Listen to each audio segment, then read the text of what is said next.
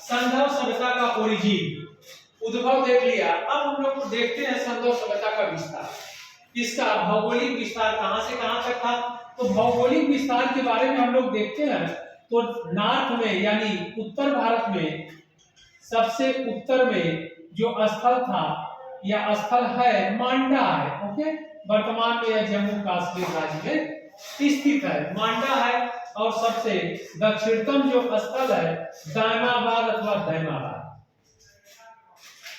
दैमाबाद या दायमाबाद,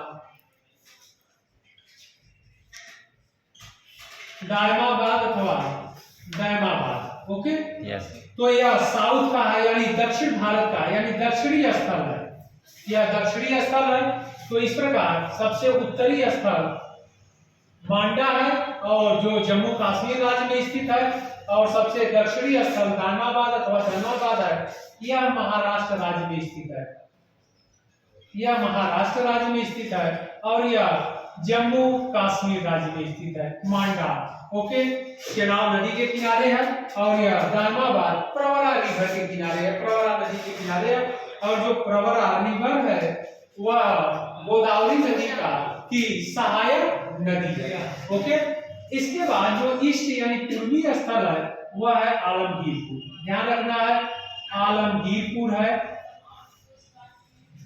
वह आलमगीरपुर है। आलमगीरपुर पड़ता है यूपी यानी इन यूपी में है, उत्तर प्रदेश में है, मेरठ समझा ना जिले में है आलमगीरपुर। और यह हिंडन नदी के किनारे स्थित है, ध्यान रखना है आपको, हिंडन रिवर यानी हिंडन नदी के किनारे है।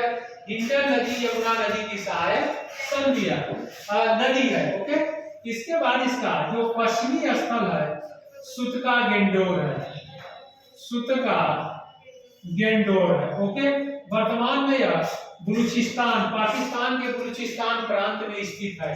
ओके, तो पाकिस्तान के बलूचिस्तान प्रांत में स्थित है। इस प्रकार पूर्वी स्थल आलमगीरपुर, पश्चिमी स्थल सुतका गेंडोर है और उत्तरी स्थल नॉर्थ में मांडा है और साउथ यानी दक्षिणी स्थल दायमाबाद है। क्लियर बातें। इस प्रकार दायमाबाद से मांडा के बीच की दूरी जो है 1400 किलोमीटर है और पूर्व से पश्चिम की दूरी 1600 किलोमीटर है। क्लियर बातें। इस प्रकार देखा जाए तो यह स्थल भौगोलिक विस्तार त्रिभुजाकार है। ओके, तो इसका जो विस्तार है वह त्रिभुजाकार है। तो इस प्रकार संधव सभ्यता का अगर विस्तार हम लोग देखते हैं तो वर्तमान पाकिस्तान के बलूचिस्तान प्रांत से भारत के जम्मू कश्मीर प्रांत, इसके बाद पश्चिमी उत्तर प्रदेश का क्षेत्र और इसके बाद साउथ में यानी दक्षिण में महाराष्ट्र, इतने दूर में हमारे देश में इंडस वैली सिविलाइजेशन यानी संधव सभ्यता का भौगोलिक विस्तार था।